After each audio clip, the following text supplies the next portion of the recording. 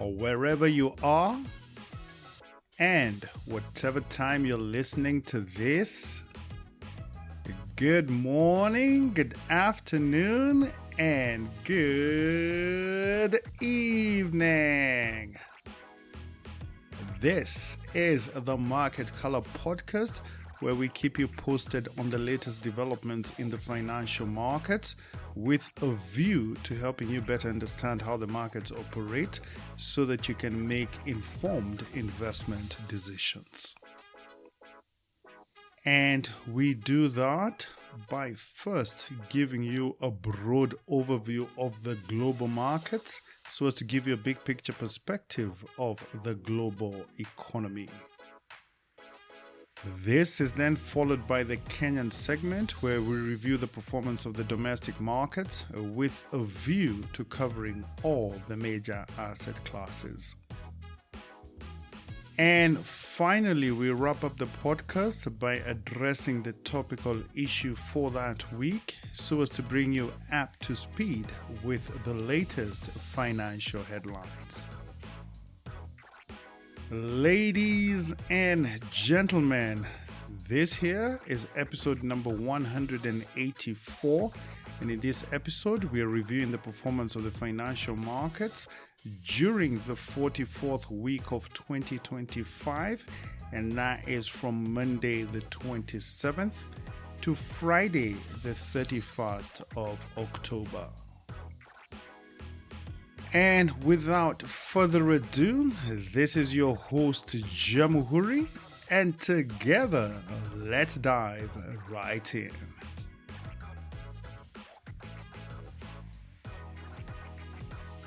We kick it off in the United States, where on Wednesday the Federal Reserve approved its second consecutive interest rate cut.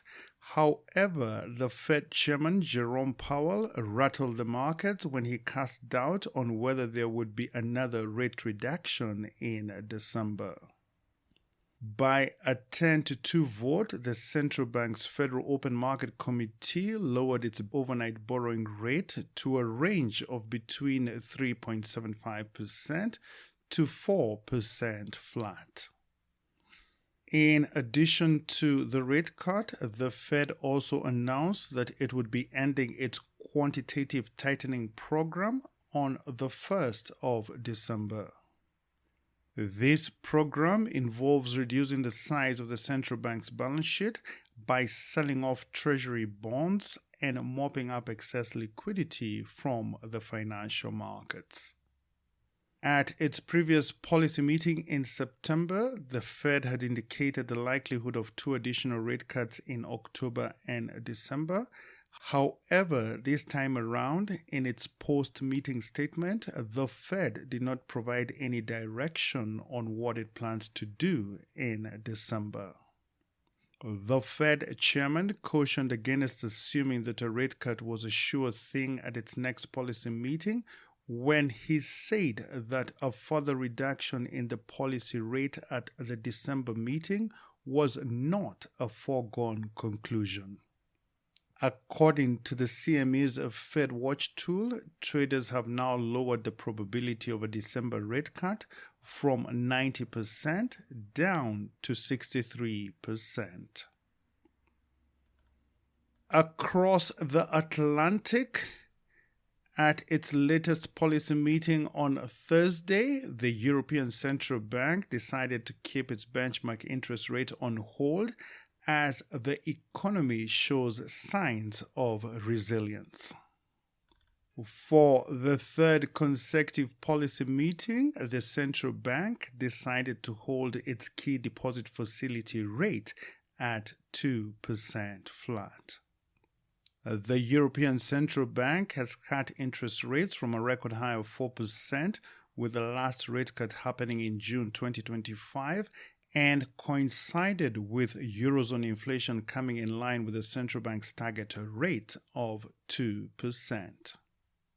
In its post-meeting statement, the Governing Council noted that inflation remains close to its medium-term target rate, and the assessment for inflation outlook remains broadly unchanged as Eurozone inflation inched up to 2.2% in the month of September. The Governing Council, however, cautioned that the broader outlook still remains uncertain, owing in particular to the ongoing global trade disputes and geopolitical tensions. Staying in the Eurozone, according to flash data from Eurostat that was released on Thursday, the Eurozone economy recorded a tepid growth of just 0.2% in the third quarter and surprisingly still managed to beat market expectations, as economists polled by Reuters had anticipated a growth of 0.1%. Despite a backdrop of political instability, economic growth in the Eurozone was boosted by Spain and France, which exceeded expectations with a growth rate of 0.6% and 0.5% respectively. The data shows that the Eurozone economy appears to be slowing down after recording a growth of 0.6% in the first quarter, followed by an expansion of just 0.1% in the second quarter. On Wall Street this past week, the Nasdaq Composite and the S&P 500 rose on Friday, boosted by shares of tech giant Amazon on the back of its strong quarterly results. Amazon shares rallied 9.6% after the e-commerce giant said its cloud computing revenues exceeded Wall Street estimates as it increased by 20% in the third quarter. Further supporting the Nasdaq, Tesla shares rose by 3.7% as Netflix increased by 2.7% after the company announced a 10-for-1 stock split. Friday marked the end of a strong week and an equally strong month for Wall Street, with the tech-heavy Nasdaq Composite advancing by 4.7% in October before coming to a close at 23,724, whilst the broad market index, that is the S&P 500, recorded a monthly gain of 2.3% to reach 6,840, and the Dow Jones Industrial Average posted its sixth consecutive positive month with a pickup of 2.5% in October before settling at 47,562. In the government bond market, prior to the Fed's decision on Wednesday, Treasury yields briefly traded below 4%, but that trend reversed after the Fed cut its policy rate as expected, but added a more hawkish tone on the future direction of monetary policy. On Wednesday, the Federal Reserve cut its policy rate by a 0.25 percentage point as the Fed chairman warned that another rate cut in December was far from a foregone conclusion. The yield on the 2-year Treasury note fell by more than 1 basis point to stand at 3.59%, whilst the yield on the benchmark 10-year Treasury bond was a little changed at 4.09%. And just for your information, 1 basis point is equal to 0.01%, and bond yields and prices move in opposite directions, which means that as interest rates rise, bond prices fall, and vice versa. In the commodity markets, the Organization of Petroleum Exporting Countries and its allies, better known as OPEC+, is set to agree on another modest increase in oil output targets as the producer group moderates its plans to regain market share due to rising concerns of a supply glut. 3 sources close to the talks indicated that 8 OPEC+ members were set to agree to an increase of 137,000 barrels per day for its December output targets. OPEC+ has raised output targets by more than 2.7 million barrels per day since April, but has slowed down the pace in October and November amid predictions of a looming oversupply. Oil prices fell to a 5-month low of about $60 a barrel on the 20th of October on concerns that a supply glut was building up. However, prices have since recovered to about $65 a barrel on the back of Russian sanctions and optimism over U.S. talks with its major trading partners.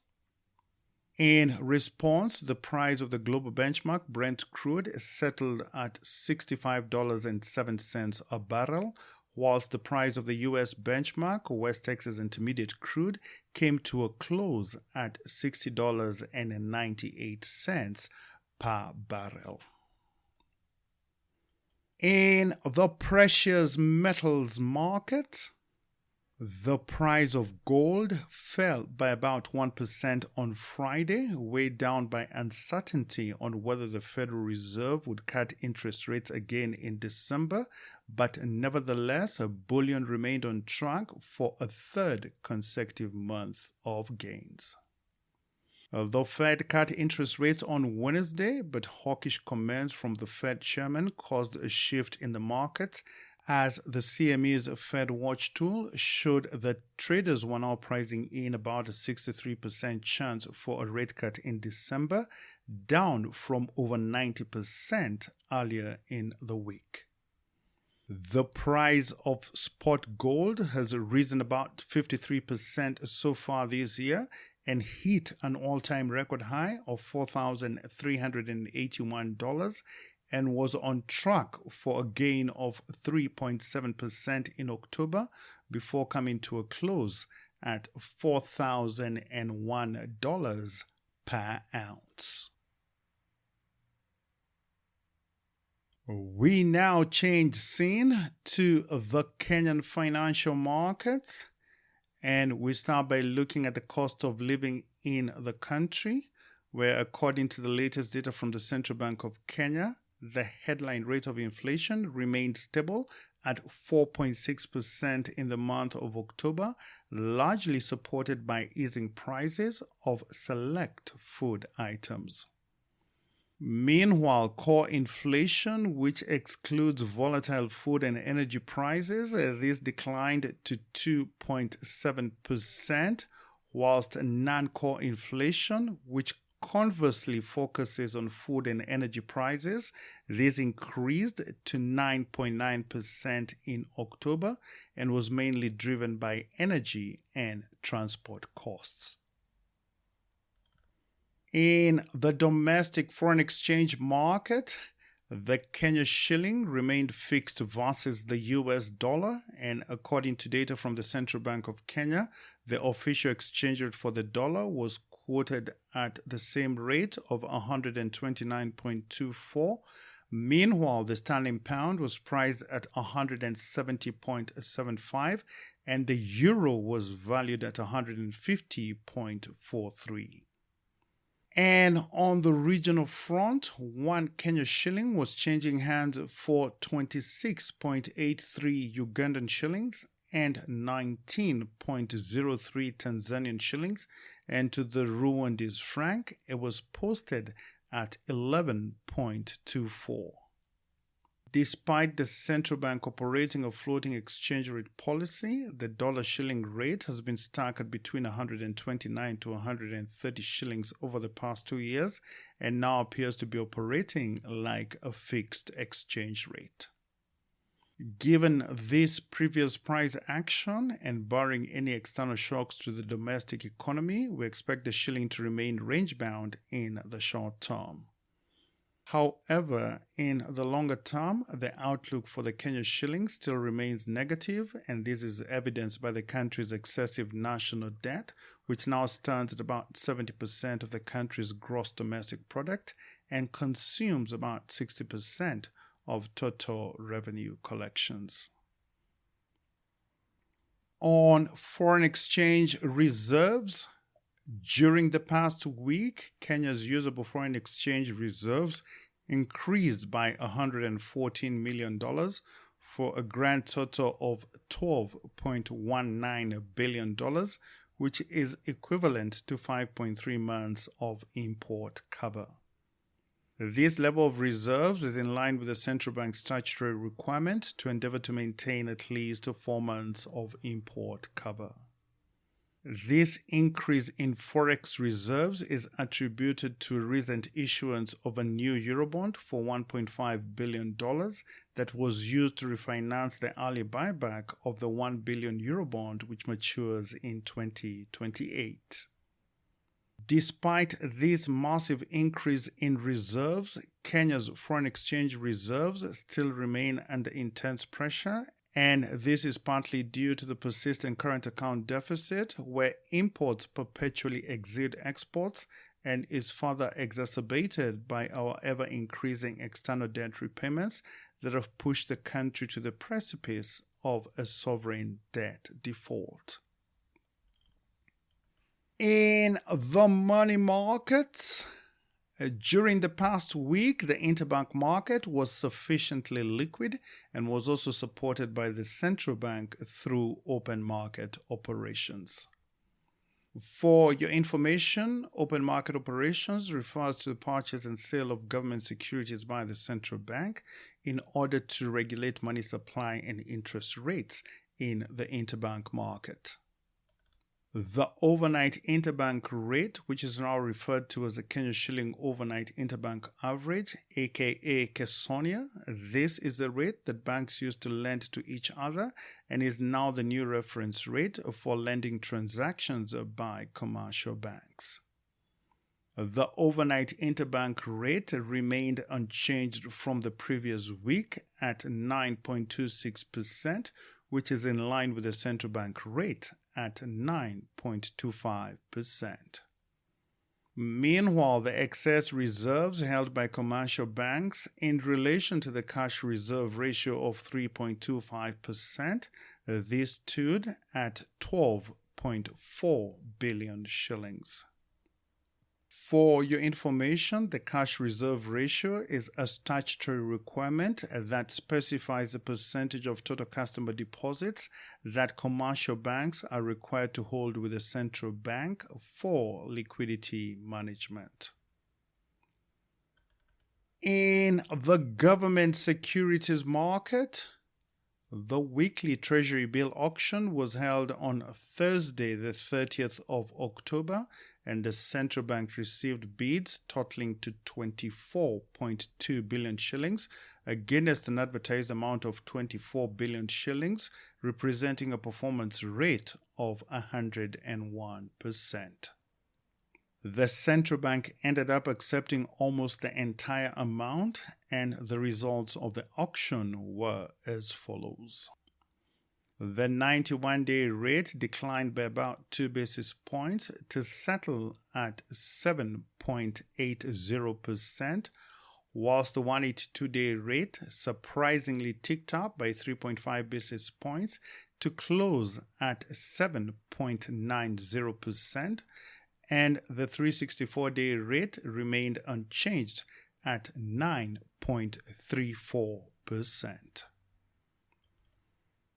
On Kenya's national debt, according to the latest data from the central bank, Kenya's national debt as at August 2025, this stood at 11.9 trillion shillings, and this was divided between domestic debt, which stood at 6.5 trillion shillings, and foreign external debt that was valued at $41.8 billion, which is equivalent to 5.4 trillion shillings. For your information, Kenya's debt ceiling limit was converted to a debt anchor that is now set at 55% of the country's gross domestic product, and given that our current debt to GDP ratio is estimated at about 70%, this means that the government is in breach of its own borrowing target. Up next is our topical issue, and this week we are looking at Kenya's move to establish a sovereign wealth fund. Kenya is taking a significant step towards securing its economic future and managing anticipated resource windfalls by establishing a sovereign wealth fund. A sovereign wealth fund is defined as a state-owned investment fund that is responsible for managing surplus reserves, which are usually generated from the country's natural resources, and the fund is designed to provide a benefit to the country's economy as well as its current and future generations. Kenya is establishing this fund with a view to creating a buffer against economic shocks and also to help the country to manage fluctuations in resource earnings and eventually as a source of residual income for future generations when the country's natural resources are depleted. The move comes as Kenya has revived its goal of commercially exploiting the oil fields discovered in Turkana in 2012, and as the mining sector generated 226 billion shillings for Kenya in 2024, and the fund is expected to receive an initial funding of about 200 billion shillings. According to the draft legislation, the Kenya Sovereign Wealth Fund will be composed of 3 distinct units. The first unit is the stabilization unit, which is crucial for macroeconomic stability, and the purpose of this unit is to provide the national government with a buffer against fluctuations in resource revenues and to help manage unexpected economic shocks. The second unit is the strategic infrastructure investment component, and this arm will be used to finance infrastructure projects in key sectors of the economy and is also mandated to finance projects using the public-private partnership model. And the third unit is the future generation component, also dubbed as Urithi, which means inheritance or savings, and this component is designed to build a savings fund for the future whose objective is to provide an endowment to support strategic infrastructure for future generations after revenues from the country's natural resources have been depleted. The fund's investment strategy is highly restricted and is clearly outlined in the draft bill, that is the Sovereign Wealth Fund Bill 2025, which stipulates that the fund will be invested only in foreign currency denominated instruments, and these instruments will include investment-grade bonds and securities backed by multilateral organizations such as the World Bank and the International Monetary Fund. The focus on foreign currency denominated instruments is intended to serve as a natural hedge against the domestic currency in order to protect the returns generated by the fund. The investment strategy also stipulates that the fund is explicitly barred from investing in domestic bonds and stocks, primarily to create a buffer against domestic economic shocks and political interference. The investment strategy also has a speculative ban, which means that the fund is also banned from investing in speculative assets such as derivatives, unlisted real estate, private equity, arts, and commodities. As Kenya implements this critical legislation, it positions itself alongside global leaders in resource wealth management. For perspective, the world's largest sovereign wealth fund is currently Norway's government pension fund Global, holding over $1.7 trillion in assets under management. Kenya's sovereign wealth fund represents a strategic commitment to convert its finite natural resources into long-term financial stability.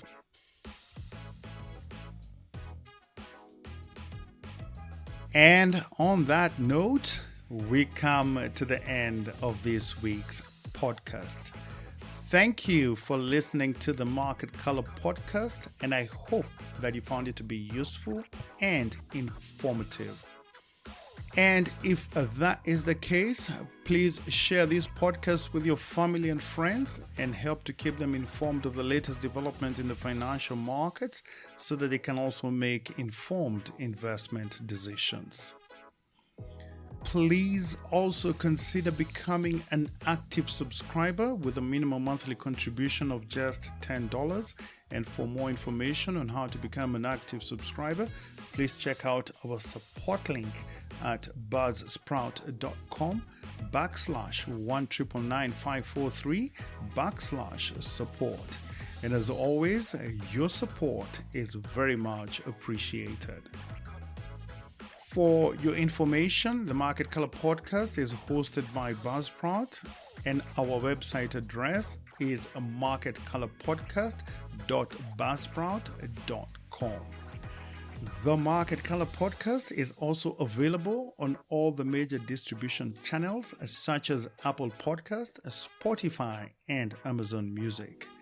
And if you have any ideas or feedback on how we can improve this podcast, please feel free to reach me on the following email address. That is jamuhuri@gmail.com.